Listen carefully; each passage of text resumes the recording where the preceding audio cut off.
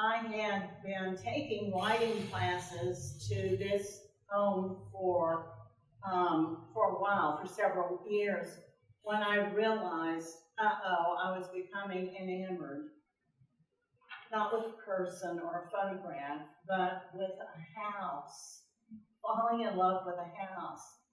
Robert was terrified, of course.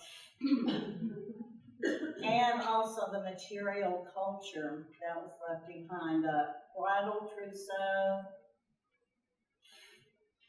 old books, handwritten recipes, an elusive 1905 Steinway piano that I was never able to find, not yet. I'm still looking, with the architecture of the house far different from the Victorian architecture, of course, that we have in the town, and also the family that lived in the house. So I thought, what am I going to do? Well, I did what any English major does, and maybe this woman too. I decided to write about it. Right, Doug? You write a book. If you've fallen in love, you have to write a book. This book tells the story of this house. It's a history of the house of the Ahern family who lived here throughout the bulk of the 20th century. It offers discussions of the domestic health. It was a hard chapter to write to get information about the people who worked here. The architectural design and composition of the house, the music heard and taught here. How many of you know Miss Ann or have heard of Miss Ann teaching piano?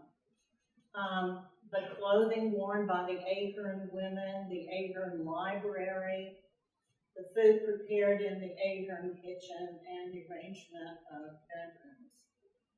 Based on archival materials, interviews with family members and those who knew them, and perhaps interviews with some of you here in the room. I know Mrs. Culpepper talked with me about the Aherns, and Agnes directed me to someone, but lots of interviews. The book presents a detailed tour of the home, the socio-historical context of its day-to-day life. That's what I was trying to do. The Ahern Home of Texarkana tells the story of this remarkable family, their many successes.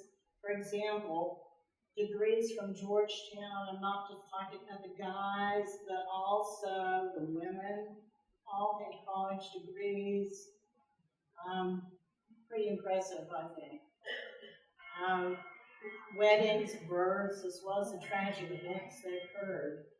And all of this framed by 2 world wars, the Depression, the plague of 1718, the spread of tuberculosis and polio, and the fragility of life. It covers their lives within the context of this period. I've left out the sad things that happened to them because, you know, as English teachers always say, which makes everybody fun, just go and read the book.